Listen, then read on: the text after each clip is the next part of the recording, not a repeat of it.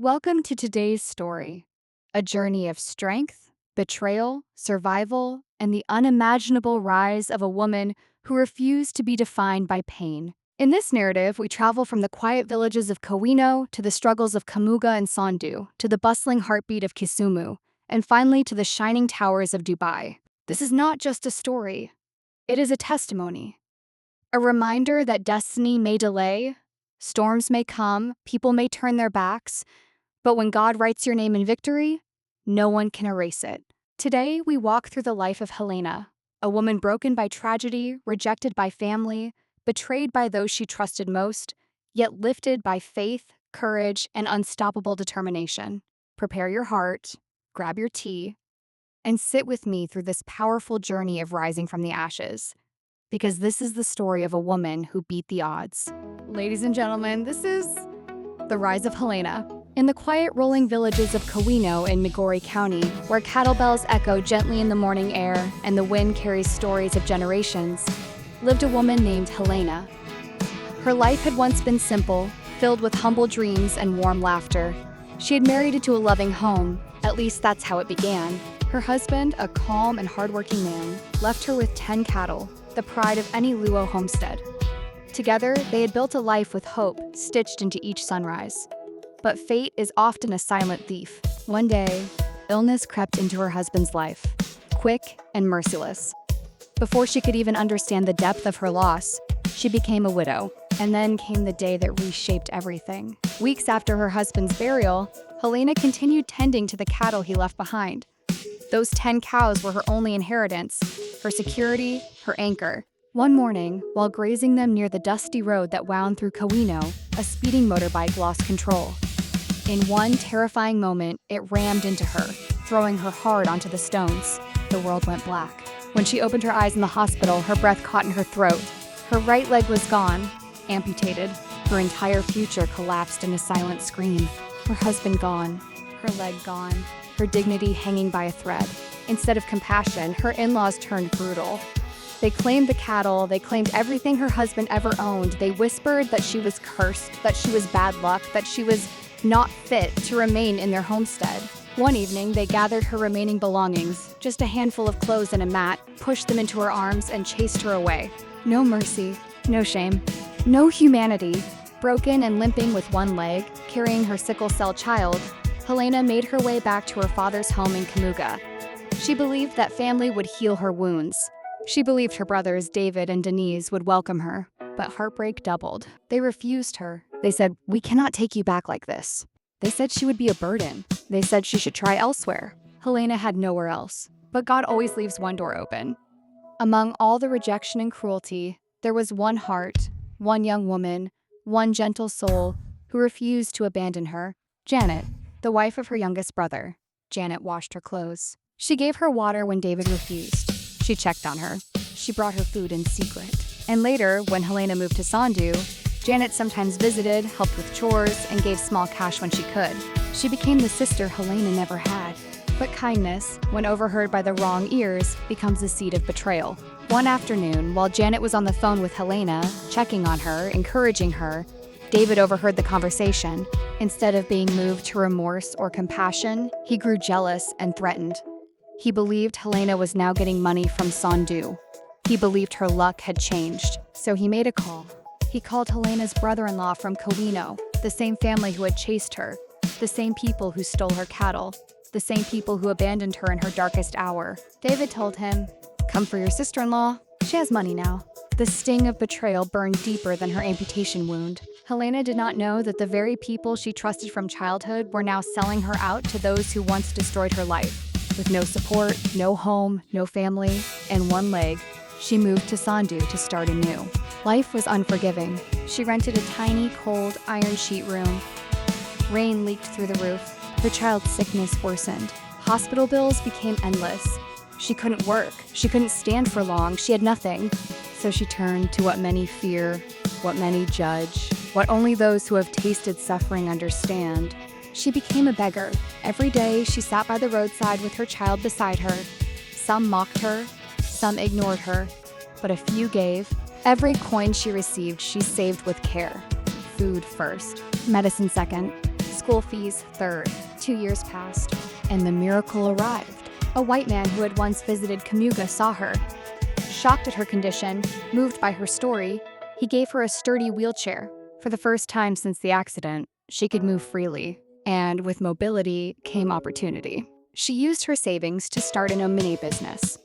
She purchased 3 troughs at 1,800 Kenyan shillings each and sold them at 2,200 Kenyan shillings on Sondu market days, Monday, Wednesday, and Friday. Her profit grew. Her confidence returned. Her dignity blossomed.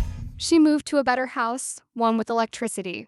She was rebuilding her life piece by piece. One day, she passed a tailoring shop with an electric sewing machine. Something awakened in her spirit. She asked to learn. The owner charged 100 Kenyan shillings per lesson. Hellena paid. She practiced daily. Her fingers pricked. Her stitches improved. Her talent unfolded. Soon she moved to Kisumu and enrolled in advanced tailoring classes. Her destiny was shifting, but destiny always pushes old wounds back to the surface. Although custom is clear, if a woman is chased from her marriage and the husband's family wants her back, they must bring a goat as a fine of reconciliation. When Kowino elders decided they wanted Hellena back, they prepared the goat. But the goat could not be taken to Kisumu. It had to be delivered in Kamuga, her father's land. So they traveled to Kamuga with the goat, ready to cleanse the curse, ready to reclaim their in-law.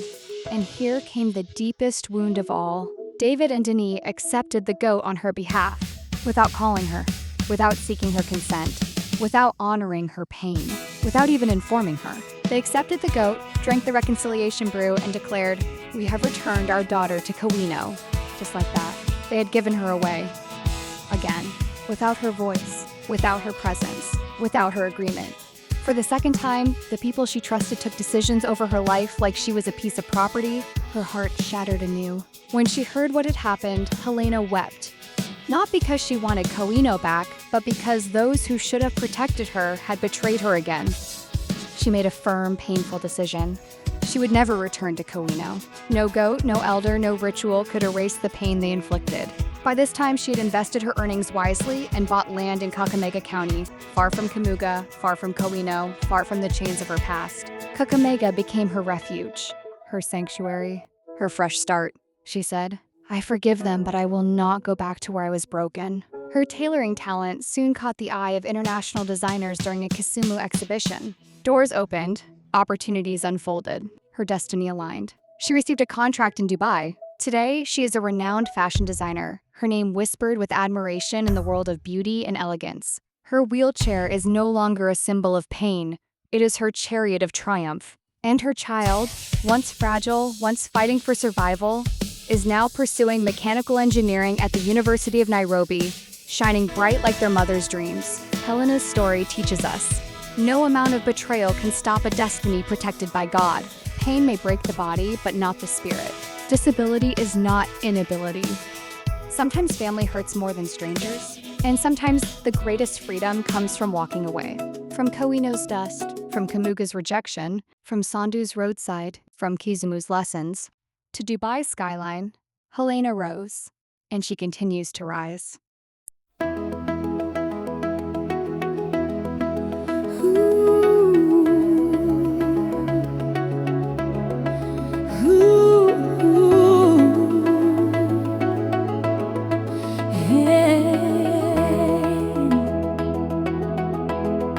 Shadows gather, trials unseen, a heavy weight upon my weary soul.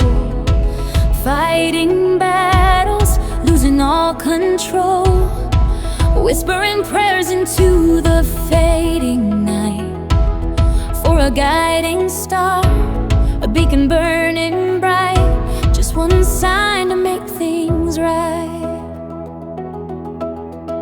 Grant me strength through every bitter strife, to navigate this fragile, fleeting life.